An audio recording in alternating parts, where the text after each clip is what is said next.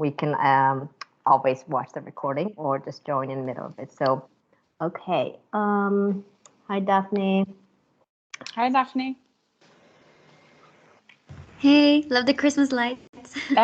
Thank you. I'm an early Christmas decorator. I'm not.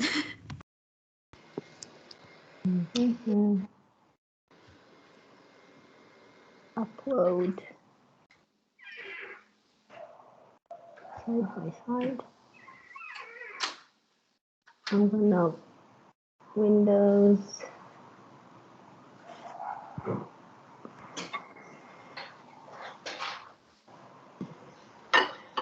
Okay, PPT is loading. And then I'm gonna spotlight you.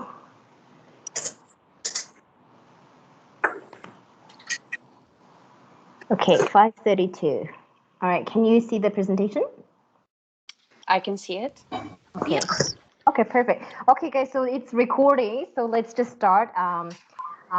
It's 5:32. So thank you for joining us for doing, like dinner time. I'm hungry. You guys are hungry too. So we'll just start on time. And welcome to the ISA first series of Alumni Talk. And we have chosen our beloved, really, really loved alumni, Raquel. She basically have done the whole ISA program before, has done a lot for the international community and done events and activities throughout the whole last academic year. And then now she's working at IMP Aerospace and Defense.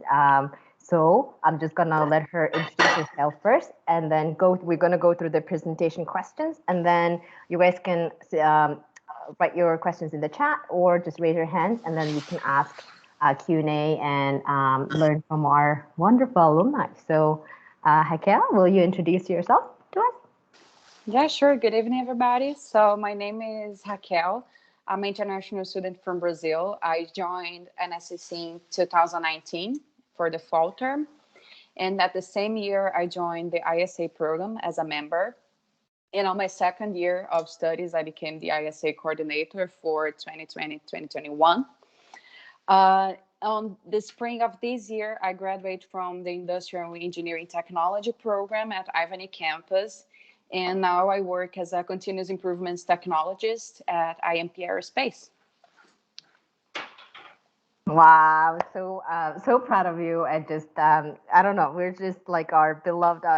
Thank you for being the first one, and I don't know, as from the whole international community from NSCC, I just want to say we're so proud of you, and we're so glad that you took the time to answer those questions. So let's start with our question one. Can you please explain to us about your current position and your job? Okay, so my position is the continuous improvement technologist. This position is in the continuous improvement department at IMP. And it's basically, I do projects for them. So anything that any other department in the company, they feel like they could be doing better, or if they have a problem that keeps repeating over time and they need some assistance on it, then is the time that I step in and I do the projects with them. So I'm basically a project manager, but from a CI perspective. CI stands for continuous improvement. From a continuous improvement perspective. So we do a lot of projects about data analysis, data gathering. We do some really cool stuff. So now I'm doing a project about artificial intelligence. We are trying to run some machine learning models in there, and it's pretty cool. Yeah, we have a lot of projects over the company. So my job doesn't necessarily have a specific routine. And that's something that I really like about, because I get bored very easily.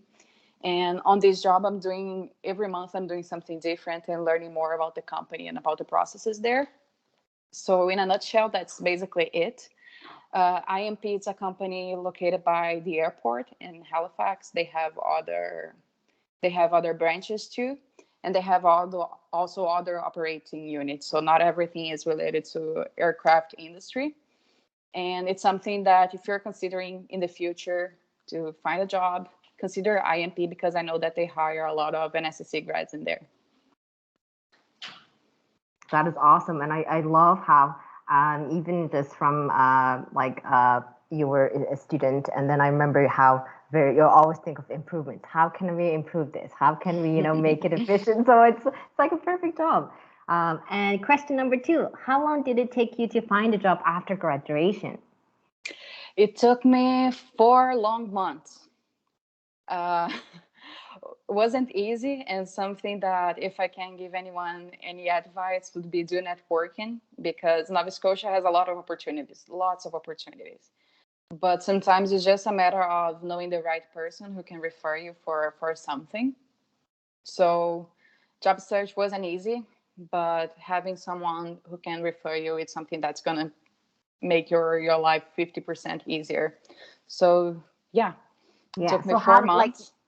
so you said like referral is very key. So how did you like what are the tactics and strategies you did to find a referrals or network and how did that go? Like how did that process look like? So in the case of the job that I have now, I was referred by my mentor in the Atlantic Study and Stay program, Atlantic Canada Study and Stay program. So I was referred by my mentor to the manager, and then the manager contacted me on LinkedIn telling me to apply. So it wasn't like I was getting the job just because I had the reference, but I had someone saying like, hey, I know that she is a good person, like she can work for you. So just for the HR to consider your resume and say like, okay, let's give them the chance of being interviewed. So this was one strategy that I did. But also when I was working at NSCC, I increased a lot my network. So whether if you're in the first year or in the second year of your studies, just engage with your campus, because your campus, they know people from industries. So they are going to be very happy to do a referral for you if you have to. That is fantastic. And for those studying stay, and then even with I see our IACs here as well. So a really good advice. Thank you. And when applying for a job, is there key things we should remember? Like what are the like key things? Should we like I know we're like fixing our CVs and we're like mock interviewing, and so what were the biggest on top of the referral? What were the like tangible tips that I need to like regarding CVs or materials, documents? Something that I learned is that you should have basically one CV per job that you apply. So it's not like you're going to have one CV exactly for every job. But for example, I graduate as an industrial engineering technologist. So I know that graduating on this field, on this area, I can act in 5 different roles. So I had a resume for each type of role that I could have. And I was playing around that. So I would send in different resumes for different positions. So the resume that I sent would actually match what they were asking in the job description, and the same thing for the cover letter. Oh, that sounds like a lot of work, but yeah, that's a great advice. It Thank is. you. Do you feel NSCC adequately helped you to prepare you to find a job?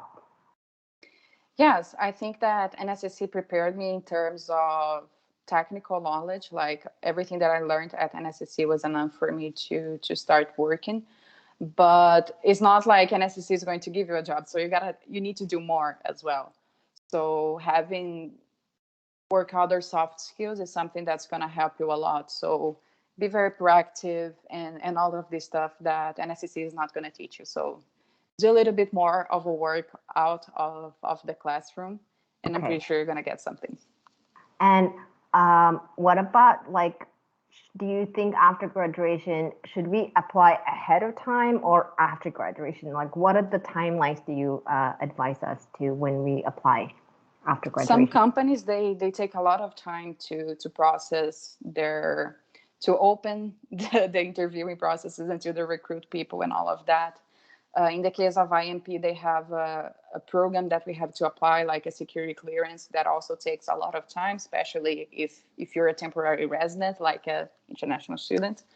So I think 2 months before graduating, you're in a good time to start applying for jobs. Okay, and then 2 months before, Yeah, and 2 months before. okay, sounds good. Is there like you said, maybe we should just not NSCC has prepared you, and we need to prepare more. So, is there any certain programs or online classes, things that we should kind of prepare outside of NACC for to be prepared for a job? Doesn't necessarily have to go out of NSCC to find something. NSCC has a lot of resources that can help you. So NSCC has the ISA program that can help you. They have the student advisors that I'm pretty sure if you want to do a mock interview or if you want them to review your resume, they will be more than happy to help you. They have the library that also helps a lot, the Writing Center and the EAL program. So all of these things you can use in your campus to help you. So you have a lot of resources in there and you already paid for the tuition. So like this is all paid. So if you don't use it, it's a waste, right? Totally. So use all the resources that NSCC has to offer and you're going to be doing a good job. Sounds good. For our weekly newsletter, we usually have the PALS, EAL, Writing Center, all the links are there. So if you are wondering what resources out there for you, check the weekly newsletter and then you can click and book their appointments. What was one of your biggest challenges during your school year? Time management, basically, because working part-time and studying full-time is not easy. And I think when I was back in Brazil, I didn't consider how challenging that would be. And being in a new country means that you're doing everything by yourself. I'm very lucky because I moved here with my hubby, but is it just the two of us for everything? It's not like I have my mom too. Like, Mom, can you do that for me? That's not going to happen. So time management was very, very important. So literally like have a agenda where you can note down your appointments so you're not going to miss anything. Try to use your time that you're not doing anything to make something productive. Also take your time to watch Netflix too, because doing nothing is important for your mental health. But time management was challenging for me, and I believe it's the same for many other international students. And then what were the tactics or tools you used to overcome these challenges during school? Yeah, as I said, like I was trying to be very organized with my time all the time. So I had an agenda where I kept like all my shifts of work, any other extra appointment that I would have, all my assignments that were due, and actually assign a time of your day to do something. So if you have an assignment due in 2 weeks, and you can do it like in 10 sessions of 15 minutes, or you can do 2 hours right away and focus straight on that. So that's what usually worked for me. I save my time and I say, okay, for 2 hours, I'm going to work on this assignment and nothing else. Because I know that if I postpone, I'm going to leave for the last minute and not getting a good grade on my assignment. So having everything noted down and easy access for you is something that's going to help you. And I know you done last semester. You also do you were going full-time school and you're doing part-time, and on top of that, it's so amazing. You've done a work placement as well, some sort of co-op or some sort of work placement. And can you tell me a little bit of about that and how that experience was? Yes. So for my program, industrial engineering, we have two, how do they call it? Work placement, 2 work placements. And we have also 2 projects that happens in 2 different terms. So those projects is like you're taking your classes regularly, and once in a week, you're going actually to a local company and try to do some project for them, some continuous improvement projects or industrial engineering related projects for them. So I had the 2 projects within the same company. It was a company called Sedna in Dartmouth. And my first work placement got canceled because COVID, but I was able to do my second work placement. So my second work placement was in a company called, I forget the name, Neocon. It's a company in Dartmouth Crossing. And any advice that I can give is like, think about what you want to do after you graduate. I was thinking of working in continuous improvement or quality. So when I was looking for the possible places that I could do my work placement, I was looking for places where I could actually do something related to quality or continuous improvement, because you can actually put that on your resume. So when I was doing my work placement at Neocon, I did a project for them to optimize the layout of their facilities in terms of flow and move the machines around and all of that. So that's something that I put on my resume. That's Canadian experience. That's valid. And that's something you can tell in the interview that you did by yourself. So try to think of what do you want to do after you graduate and look for the companies that can offer the opportunity for you to practice the skills that you need for that role that you want to play in the future. That is awesome. I think you're right. The Canadian experience does count. Really help a lot. And so, when did you start applying for like this work placements? And like, is there any tips to like kind of get placed quickly, or like I guess more, you know? Yeah, probably your instructors, they are gonna start bugging you to apply for work placement, so you can know the timing by when they start saying like, hey, did you apply? But a really good advice that I can give you is that your teachers, they are gonna propose you something. They're gonna give you a list of places that you can apply, that are places that they are usually working with, but go out of the box, like look for places by yourself. These work placement that I got wasn't suggested by my teachers. I reach out to someone on LinkedIn and say like, hey, I'm about to conclude my studies at NSCC and I need to do a work placement. And I explained it what it was, is a 5 weeks volunteer, aka free labor, is a 5 weeks volunteer experience that I need to have and all of that. And the person was super okay. They were like, yeah, okay, you can start on Monday. Was just like that. So I didn't even have to do an interview or anything like that. And on the other hand, if I went through the process that my teachers was suggesting, I will have to go over interviews with all my colleagues and all of that. So just for being a little bit more proactive and reaching out for people who could actually help me on getting a work placement, I got one really fast. And it's something that you want to do right away. Like you want to save a work placement as soon as possible, so you don't have to worry about that by the time that you're in the end of the semester with all the finals and the assignments, everything coming together. You don't want to worry about finding a place to do your work placement. So if you can do this in the beginning of the semester where everything is more calm, do it. Wow, that is a really practical advice. Really, like that's like the golden advice. I really didn't realize how useful LinkedIn was to kind of just even reaching out, and then so that's really useful. Thank you. What do you think the most important skill is in your field, that in general, like when you work, like what are the key skills? I know you're in continuous improvement, so is there any key skills that we should be prepared for career, intangible, intangible? I was gonna say data analysis, but now working for 3 months, I'm gonna say it's communication. Communication skill is everything, everything. And I think it doesn't matter like where you work, but you need to learn how to communicate. You need to learn how to engage people so they are all in the same page as you when you're working on a project or something like this. Think of the strategies of communication, because doesn't necessarily what you're saying is what the person is understanding. So read a lot about communication strategies and how you can play around that. And when you say communication, what does that mean? Is more about, let's give you a practical example. I have a project and I have, Speaking, or more just understanding people? yeah, I have a project and I have 10 different departments involved in this project. How do I make sure that they are all in the same page in the things that we are going to do, the way that we are going to do it, and all of these? So these are communication skills in the same way. Like if you have a problem, learning how to communicate and learning how to express that to people, it's something that's going to help you too. Because sometimes you can think, oh, I have a problem, it's better if I don't say anything and keep trying to solve it by myself. But sometimes you have a problem, and if you say, hi, I need help, in 5 minutes this is going to be solved and you don't have to stress about it. So communication is something really, really important.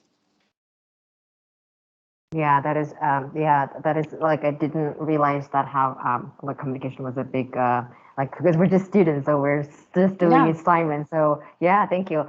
What was the biggest transitional issue you faced when you were started working from student to now professional? Can I say working in the office?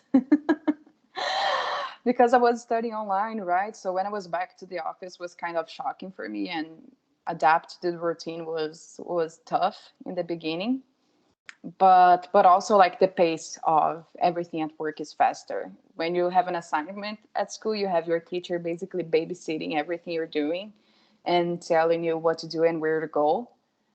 And when you're working, you don't have it. You have, if you're lucky to have a great manager, I'm lucky to have one. They're going to be able to help and say like, okay, try these and that, but it's everything fast. It's not like in school that you have more time to do stuff and all of that. So at the work placement is everything really, really fast. So this was something that took me a while to get the hang of. Mm. And at this,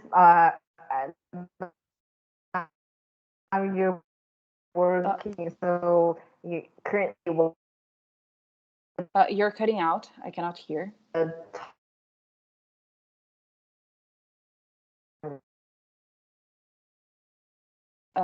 at work. cutting out. I just got the at work. Okay, can you hear? Not now. Uh, Is it frozen for everybody else? Okay, you're back. I think you're back. Say something.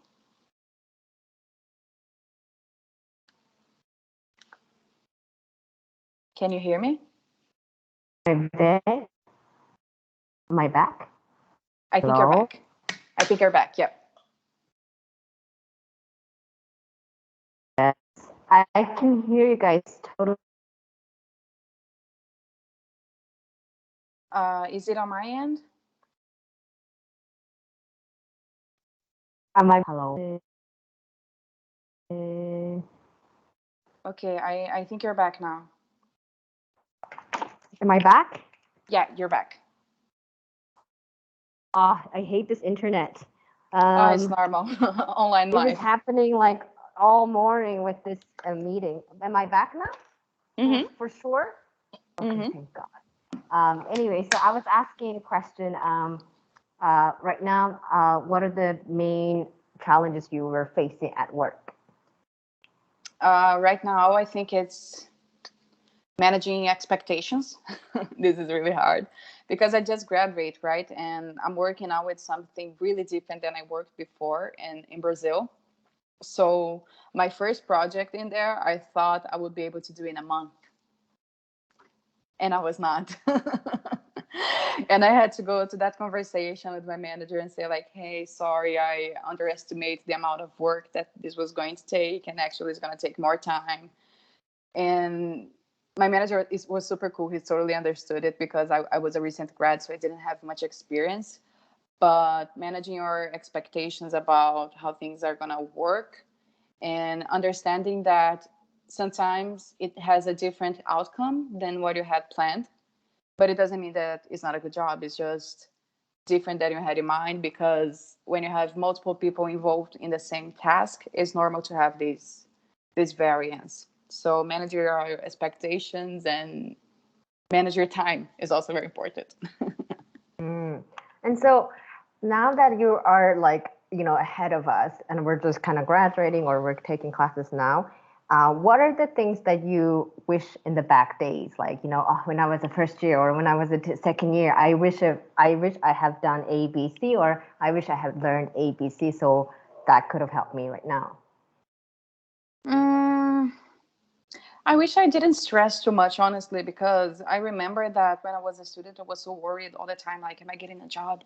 Am I getting my permanent residency? Is this happening? And I was so worried all the time that I think I didn't enjoy it properly.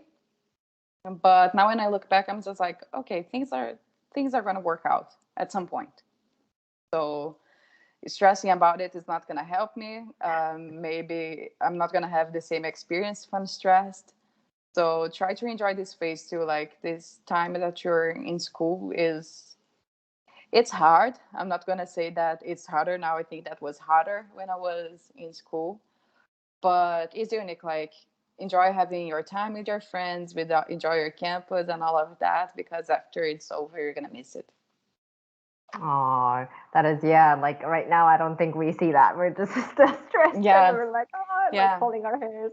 I'm going to meet one of my classmates on Friday, and I haven't seen them in since April. So this is crazy. Like I spent 2 years seeing this person every day, and now I've been months That's annoying. without seeing them. Yeah. Mm. And then our next question is, do you have any advice in regarding more of like paperwork? So I think we're trying to like, we're doing a lot of immigration sessions and stuff like that, trying to prepare our documents and stuff. What are the key things that we need to kind of keep in mind so then we're not so stressed about documents? For immigration, Like you mean? immigration and like, work permit and stuff like that. Have translations ready. Translations take a lot of time. So if you know that you're going to need that document, try to get the document right away. Try to get the translations of it. Um, if you're applying to the post-graduation work permit or even the permanent residency by yourself, attend the immigration sessions that the ISA program and SEC provide. It is very, very helpful. I did my process all by myself. I never paid for immigration advice in my life. So NSCC, I don't know if they still have an immigration advisor. They do have Ashley, right? Yeah, we have Ashley, but we don't have the. But we still do like Leanne and like immigration general questions and Q&As, and then like yeah, so we still have all of those available and Okay, yeah. recordings. Yeah. So this is something that if you're going to pay for that, it's going to be very expensive. So attend those meetings and have your questions ready, prepare, take notes of everything, watch the recordings, because the process itself is not very complex. You just want to be secure. You want to feel confident that you can do it by yourself and with the minimal chances of errors. So sometimes it's something so silly that you're like, oh my God, I can't believe I did this wrong. If I had attended the NSCC meeting, I would have known it. So yeah, I totally encourage people to apply by themselves. I think the process isn't very complex and you have all the resources in case you have questions. So be prepared with your documents ready. If you have work placement and you feel like they're gonna hire you, talk to your international student advisor so they can help you maybe getting your transcripts done earlier or something like this. Yeah, and I think that's mostly it. And my next question is, when you are just where when we're doing interns, sometimes it's not paid, it's unpaid, and then like even if you get a paid internship, it starts at a very entry level position pay grade. And so when we are getting a full time job, like is it okay to negotiate our salaries? Like how does that work, or do we accept whatever they offer us? Like what would your advice? Um, First, I would advise you to research it. So research how much people are getting paid for the same position that you're applying. If you don't have a lot of experience under your belt, you can negotiate, of course. If you want to negotiate, sometimes an extra week of vacation, that's negotiable. But don't go like skyrocketing high salary expectations because this is actually your first job after graduating. So you can negotiate your salary, you can negotiate vacations. Just do that before you take the job offer, because I know one thing that recruiters don't like is when you're negotiating all the time and then you take the offer, you sign the offer, and 2 months later like, oh, I want an extra week of vacation. So they're like, oh, you had the time for it. I'm not sure if it's common in Canada. There's in States and back home, we have a lot of these agencies, like these recruiters that we submit our CV and then they look for jobs for us. Did you ever use those, or did you just apply through like directly to their websites? No, I never had any recruiter. I usually applied by myself. So I use Indeed a lot to Okay. find jobs.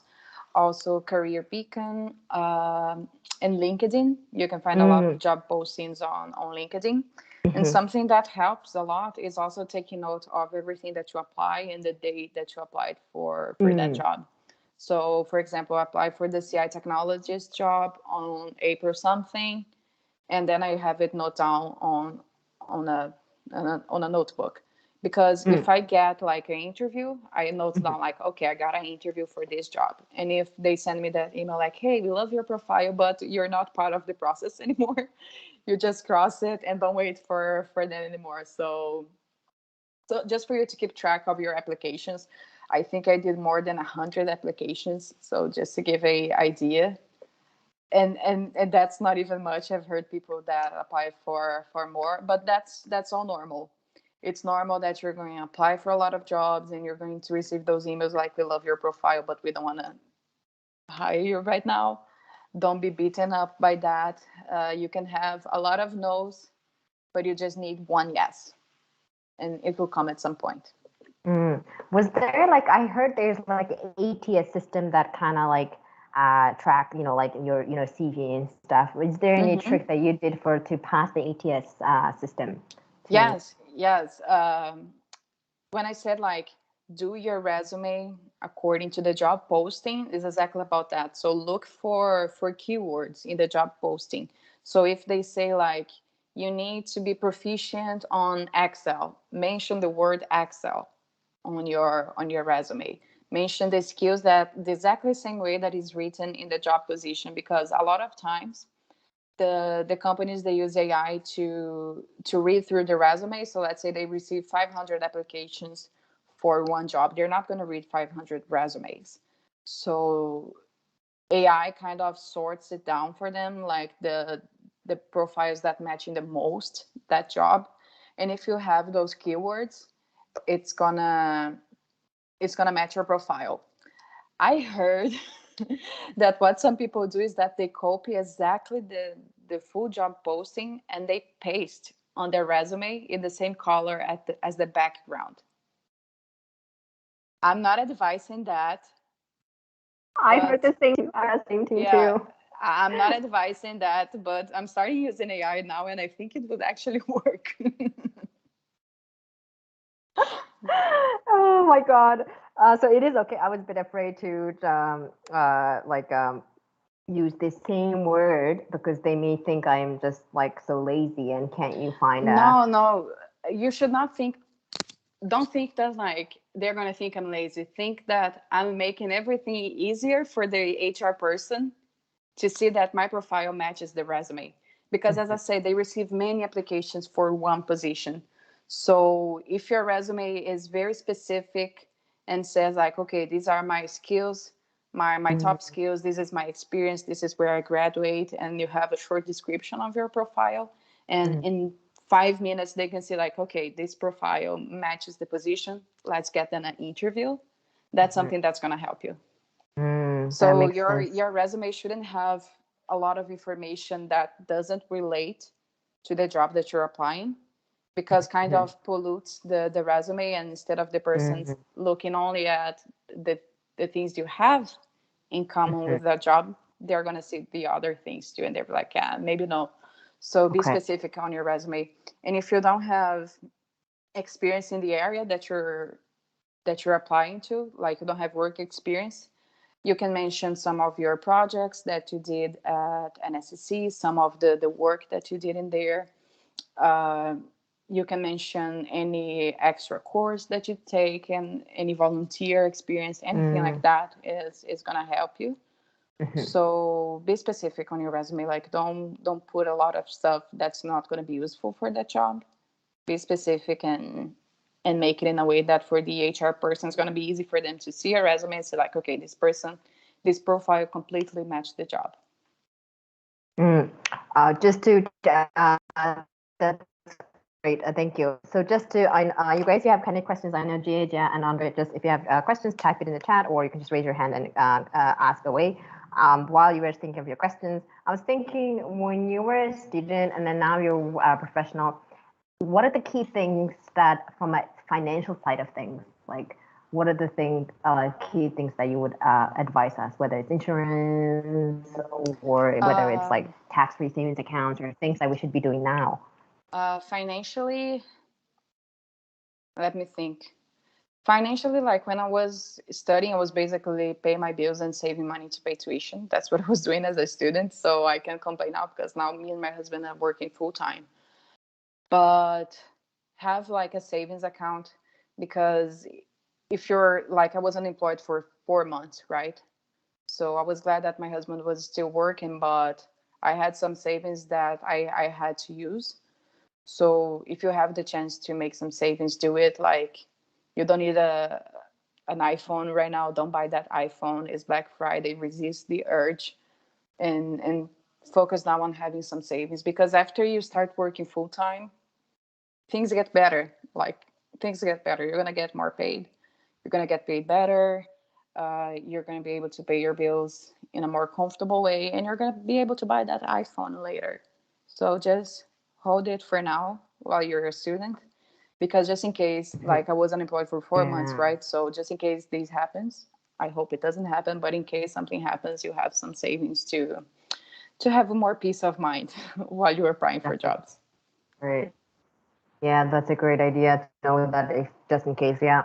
And for the postgraduate work permit, like once you're applying, we whether like if we apply 2 months ahead of time, then we still have the study permit.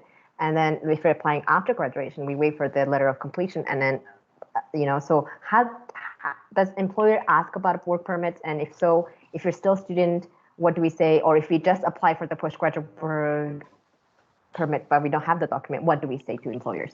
So that was exactly what happened to me. This is going to depend on the company. It's kind of a bummer, but it is true. Some companies, they have more experience with international people than others. So at IMP, I was in that gap between the study permit and the post-graduation work permit. I was waiting for the documents, and my study permit was expired. So I was able just to say, like, hey, uh, I don't have a work permit, but I'm allowed to work. I'm legally allowed to work. Here's the confirmation of my application. And if you can get in touch with anyone from school that can actually endorse it for you, do it. Like, I bet NSCC won't mind to write you a letter, like a standard letter, or your international student advisor maybe can help you to get this document done. But I got a letter from NSCC saying, like, yeah, Raquel applied for the post-graduation work permit, and she's completely entitled to work full-time, ba-da-da, ba-da-da. So after I sent this document to HR, they were feeling way more secure on hiring me, knowing that they wouldn't have any immigration problems. They wouldn't have immigration problems. I would have immigration problems. That's fantastic. So I didn't know that. So we can contact our advisors to write some sort of confirming that we have applied. I have applied stuff like that from NSCC. So is it and is it international advisors or our faculty advisor? I don't know if that's a standard procedure, but you can contact your international advisor and see if they can get something for you. In that case, I got my letter from the international advisor of NSCC. So it was even more like to assure them that I was doing the right thing, because HR usually don't know about immigration processes.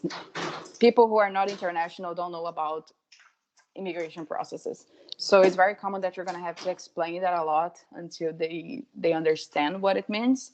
But if you have a letter from any institution saying, like, okay, the application is valid and they can actually work, this can help you. Andre and Jet, if you guys have any questions, since it's a small group, just raise your hand, open your mic, and go ahead and ask questions. So I'm just gonna give you guys a bit of time.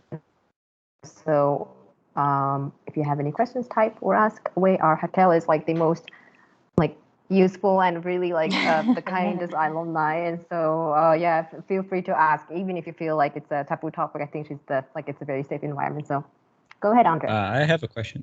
Hello. Hi.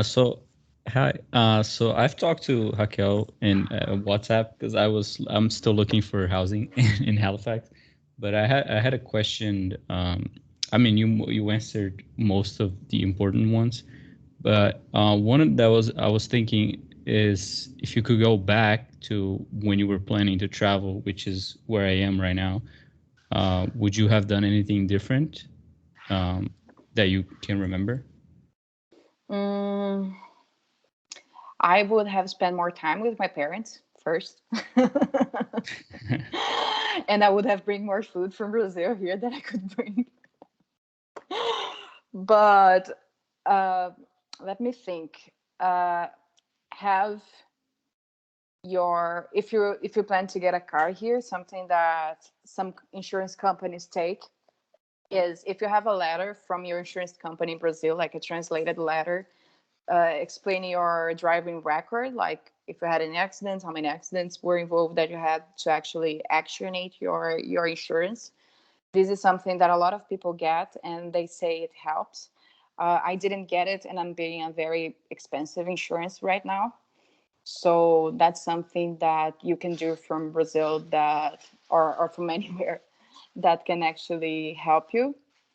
Uh, if you're looking for a house and you plan to buy a car, you have more opportunities. So you don't necessarily have to be in the city. If you have a car, you have more flexibility of where to go. Because the problem is when you don't have a car and you don't live in a place there is in a walking distance from everything, you're gonna have to walk a lot to get your stuff done. But if you're driving, it's a 5 minutes drive, so it doesn't matter, and you actually can pay a cheaper rent if you're out of the city. But if you're not planning on buying a vehicle, check the bus routes that goes close to that place you're moving. Check if they have grocery stores around, and check all of that, because as a student, I say you're very busy all the time. So if you can stop in the groceries on your way back home, that's gonna help you, instead of going home and then dropping everything and then going to the groceries. Okay, thank you. That makes sense. I haven't like one of the things with our class, at least because I'm studying in Truro technically, but we're studying the full 2 years online. Mm-hmm. So I have the advantage that I don't need to be in Truro, or I don't need to go to the campus. Mm-hmm. But yeah, one of the things I've been looking for is like, walking distance, because I don't like to drive a lot, but I Mm-hmm. know Canada is a very car centric country. Yeah, Uh, yeah, it's very different to drive here and driving in Brazil. yeah, but yeah, thank you. But yeah, I'm still looking. Yeah. uh, something that helps a lot is that if you know any Facebook group, like if you're from India and you know any groups of Indians in Halifax or Indians in Nova Scotia. In my case, we had a group for Brazilian people in Nova Scotia, and just send a message there saying like, hey, anyone knows of anything that becomes available? And sometimes people want to change their apartment, but they don't have anyone to transfer the lease, and they're looking for someone. So going on Facebook in these groups sometimes can help you a lot, even in groups that are not from your nationality. If you have any groups like people who live in South End Halifax, just go to that group and check it, because people move a lot, especially in Halifax. People move a lot. I moved 3 times living here in 2 years. So it's something that sometimes just for raising your hand for help is gonna make things easier. Yeah, that's a really, and plus, Andre, since you're in Truro, just like it, it is kind of limited in Truro, so just maybe get up before you sign anything. It's older houses, and it is a bit more. You need a car because Truro is very almost like countryside-ish. So instead of Halifax and Dartmouth, it's more convenient. So maybe you can just like Ileria housing teams usually says, get it temporary since nobody's quarantining if you're vaccinated. So just get it a temporary, some sort of hotel or Airbnb for 30 days while you literally look and physically see. And then because when they do virtual tours, they look fantastic. When you get in, you have like rodents and animals living in there, and it's just it's older, and then it's a lot of retired people there, so it's limited amount of housing. So yeah, I'll just that's what I would say. Yeah, and then once you're here, let us know we're here. So we I saw your message, and so we'll try to like to Truro small international is a small community as well. So yeah, Yeah, keep in touch. I'm actually not looking at Truro because I'm graduating in June and I don't need to be in campus because it's fully online. So I'm not looking in Truro. I'm looking at the Halifax area. That's great. But the problem with that is obviously the price. and it's much more competitive. So I have to look every single day and still do my projects. So, Yeah. yeah, I Do think it. I'm gonna be able to find something soonish, hopefully. Yeah, Canada overall is facing a very important housing crisis right now. Yeah. So yeah, it's getting harder every day. And I see the time now, so just last couple questions from Raquel, and then we'll let you go so you can have dinner and spend time with your family. From the health wise, a lot of although advisors and people do give us this is your insurance, this is that, but a lot of internationals still kind of confused of like how did you find a family doctor, and like any advice from the health perspective? Did you sign up for a family doctor? If so, how? What are the tips and tricks that we should be doing now? I didn't sign up for a family doctor, but I got a family doctor because I had to do a medical procedure and then I had to follow up in a walk-in clinic. And I think the doctor just felt so sorry for me because I was having to follow up and I didn't have a family doctor. So he actually offered to be my family doctor. And I was very lucky because coincidentally, the doctor speaks Portuguese. So it was pretty fun. So I got a family doctor, but it's really hard to get one. So as soon as you move to Halifax, as soon as you get your MSI card, apply for a family doctor because again, Canada has a shortage of doctors, and the Atlantic is no different. So do that. NSCC, they offer a health plan for visual and dental, and use it. I regret a lot that I didn't use my plan because now I had to get new glasses, and it's not cheap. Dentists are also not cheap. So if you have anything like, this is something really good solo. So if you're still in your country, go to the dentist because here you're going to spend a lot of bucks on it. So make sure that you have your teeth are everything okay. And you're not going to spend money with that, although the insurance is going to cover like any emergency that you have. And SEC offers the visual insurance, so use it. Again, it is already paid, so if you don't use, it's a waste. I regret that I didn't use mine. And also, when you start working, probably most of the companies they offer a health benefit. So in the interview, ask about this health benefit. Like, there's no problem of asking it. If they hire you, they're gonna offer you anyway. It's just for you to set your expectations, like what is included or not, and whatever is included, use it. Now I'm going to every doctor's that I didn't go in the past 2 years. That's I think I before I graduate, I'm gonna take your advice and literally use it to help because I have health and dental, so I think I'm gonna use that. Mm-hmm. And Yeah. to wrap it up, last, any advice that you can give to students now? Things that's on top of your head, to before we close. I can't stress enough. Connect with your campus. Volunteer for the opportunities that they have. I know that they have many things in there. They have the Enactus program, they have ISA programs, they have Students Association, they have the PAL programs. So if you don't have an experience, just go for it. Like, you're gonna have something to put on your resume. So do those volunteering programs that they have in there is going to help you more than you think. You're going to be gaining experience, and even if it's something that is not very related from your area, is an experience, and every time you have a new experience you learn something from it. If you're not going to learn any hard skill, you're going to learn soft skills. You're going to feel more confidence to talk to people because for most of us, English is a second language. So the more you practice this language in a professional environment, is better for you. And NSC again has resources that you can do it. Connect with your campus, with your advisors, with your teachers. Your teachers are going to be your first reference when you graduate. I remember that as I was looking for a job, my teachers, they would email me like, Raquel, someone who graduated from our program just posted this job. I can give you a referral. So just from being a good student, my teachers would give me the referral. So engage with them. If you have a chance to connect with EduNova, do it too, because they teach you a lot about resume. about networking here. They have events for you to network. So, and most of the events are not only exclusively for the Atlantic Canada Study and Stay students. So you can participate as well, even if you're not part of the program.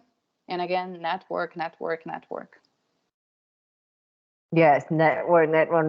It's, you Yeah. know, yeah, it's really, thank you so much. And it's so nice to like the fact that you always give to our community, and even like academic year, you have done a lot. I remember even I applied to NACC because I attended one of your webinars, and then here I Oh, am, you nice. know, and so like, you know, so it's a, you're, thank you so much for even like, you know, from prospective students, you have given a lot, and then the current students from, at least I'm like the product of, you know, all your events, and then now that even as a professional and you're giving back and telling us advice and tips and tricks. So I, and if I have behalf of all the NACC International students, I really thank you for all the hard work you have done for us and then continue to do for us. So we really appreciate it. And we're so proud of you too. Like we're so proud. Like, I don't know if Oh, I just, thanks. yeah, so proud. And so thank you so much.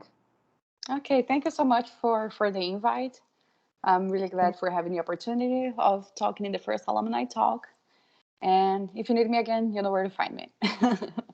Yes, and then if we have, is it like if there's a Brazilian students or industrial, sometimes they email us saying, "Do you have an alumni?" Is it okay if I give you your email address to them? Yeah, sure, sure. No worries. Okay, sounds good.